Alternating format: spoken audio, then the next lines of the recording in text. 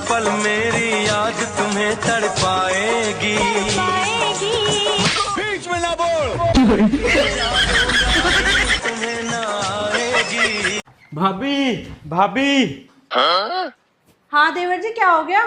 ले भाभी मिठाई का डिब्बा, मैंने गाड़ी ले ली। देवर जी बधाई हो। मैं तो ये चाहती हूँ कि आपकी गाड़ी में पहली बार मैं ही बैठूं। अच्छा भाभी। हाँ देवर जी, वैसे कौन सी गाड़ी लिया आपने? भाभी एम्बुलेंस लिए। दुनिया के सारे नोटों पे मर्दों की फोटो है और कब्जा औरतों का। बेबी, अगर तुम्हारे पास 1 करोड़ रुपए हो तो तुम क्या करोगी? तो मैं दे दूंगी, तुम रख लेना। और अगर 50 लाख रुपए हो तो? वो भी तुम्हें दे दूंगी, तुम रख लेना। और 12,400 रुपए हो तो? यहाँ से लिए ना वहीं रख देना, वो मेरे सूट के पैसे हैं, समझे? अच्छा बताओ, टीवी और बीवी में क्या फर्क होता है? कोई फर्क नहीं होता है। कैसे? एक नाटक बंद होता है, दूसरा चालू हो जाता है। अच्छे कर्म करो, अच्छे फल मिलेंगे। कर्म नहीं, कांड करो और फल की ऐसी की तैसी खरीद लेंगे। सुनो, हाँ? आजकल गर्मी बहुत पड़ रही है, लेकिन देख रहा हूँ तुम पानी भी कम पी रही हो। अरे तुम्हारा खून भी तो पीना रहता है।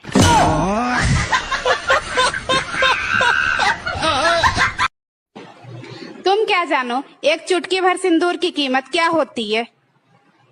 इधर आ, मैं समझाता हूँ। देख, राशन 13,000, बिजली का बिल 2,500 रुपए, पानी का बिल 1,000 रुपए, बच्चों के स्कूल की फीस 12,000 रुपए, बच्चों के ट्यूशन की फीस 3,000 रुपए, मकान की EMI 17,500 रुपए, पेट्रोल 2,000 रुपए, मोबाइल का खर्चा 1,500 रुपए, दवाई का खर्चा 2,000 रुपए और दूसरे खर्चे 6,000 रुपए। ये सब इसलिए कि तेरी मांग में एक चुटकी सिंदूर मैंने भरा था। कुल मिलाकर एक चुटकी सिंदूर की कीमत 60,000 रुपए महीना है, वरना 10,000 में आराम से मैं अपनी जिंदगी जी रहा था, समझी? सुनो, हाँ? 40 के बाद पति पत्नी का प्यार नेचुरल हो जाता है। हाँ, तुम सही कह रही हो। कहाँ हो जानू कहने वाली पुकार कहाँ मर गए में बदल जाता है। साला हमको ये समझ में नहीं आ रहा है क्या? जब पति और पत्नी का जोड़ी ऊपर वाला बना के भेजा है, तो ये गर्लफ्रेंड और बॉयफ्रेंड का ठिका किसने लेके रखा? तो ये डायलॉग है, रोल कैमरा एक्शन। कुतिया, मैं तेरा दूध पी जाऊंगा। अबे साले कुतिया नहीं, कातिया, मैं तेरा खून पी जाऊंगा। अबे गरीबों के सनी देओल साले, डायलॉग तो याद कर ले। भैया, रात में मेरे घर चोर चोरी करने आए थे। हाँ तो? उनने मेरी सिर पे बंदूक रख के बोले। क्या बोले रे? सोना किधर है? हाँ तो तूने क्या बोला? मैंने बोला पूरा घर खाली है, जहाँ मर्जी हो वहाँ सो जाओ। साले ने हंसते हंसते पीटा यार। ना जाने मोबाइल में कौन कौन से विटामिन हैं। एक दिन अगर इसे यूज नहीं करो तो पूरा दिन ही कमजोरी सी महसूस होती है। अच्छा बेबी, सोचो मैं आपको छोड़ के चली जाऊं, मजा आ जाएगा नहीं? एक बात बोले हैं? बोलिए। 10 साल पहले हम भी सिंदूर ऑपरेशन किए थे। अच्छा। गाड़ी में बिठा के लेके आए थे तुमको। ससुराल वाला साला चाइना की तरह मदद करता है तुम्हारा, और रोज कुछ ना कुछ खबर लेते रहता है, और तब से आज तक एकदम कंटिन्यू हमला जारी है।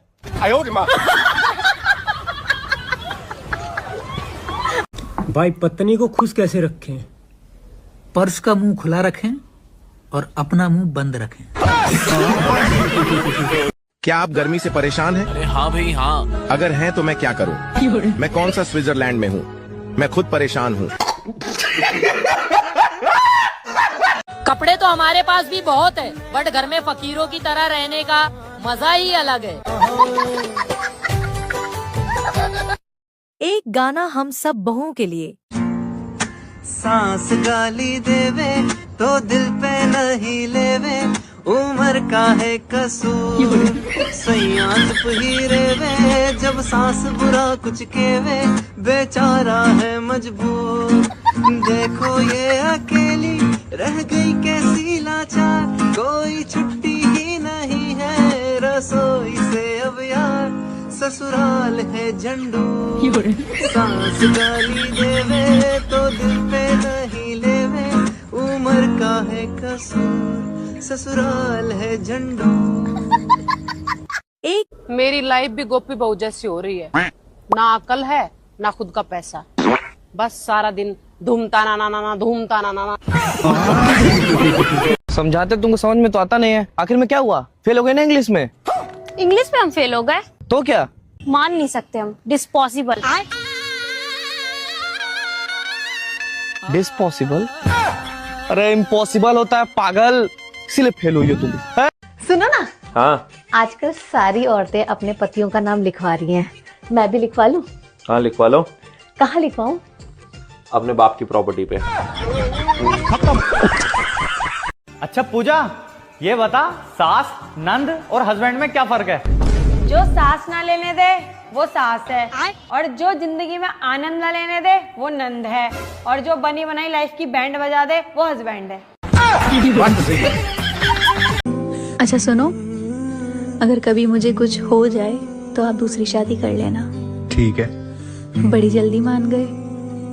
अरे मैं तो तुम्हें खुश देखना चाहता हूँ। अच्छा, अगर फिर भी कभी किसी से करनी पड़ी तो? मेरी सेक्रेटरी है ना साक्षी, अरे बिल्कुल तुम्हारी तरह ख्याल रखते हैं मेरा। I think she will be the perfect one. Nice. अच्छा मान लो, जस्ट इन केस अगर मुझे कभी कुछ हो जाए तो? आपको होगा अभी। आप अपने पति से इतना लड़ती हो, कब छोड़ोगी लड़ना? ये रोग पुराना है जरा देर लगेगी। इतिहास गवाह है कि जहाँ पति की बुराई हो रही हुई है वहाँ पत्नी एक सेकंड नहीं रोक सका। बिल्कुल सही बात। और जहाँ पत्नी की बुराई हो रही हुई है पति वहाँ पसर जाता। अगर ऐसा ही चलता रहा ना तो एक दिन मर जाऊंगी मैं। तो बस यार, जब देखो मर जाऊंगी मैं। कभी सोचा है मेरे बारे में तुमने? कितना बुरा लगता है यार, एक तो बोल देती है मरती भी नहीं है।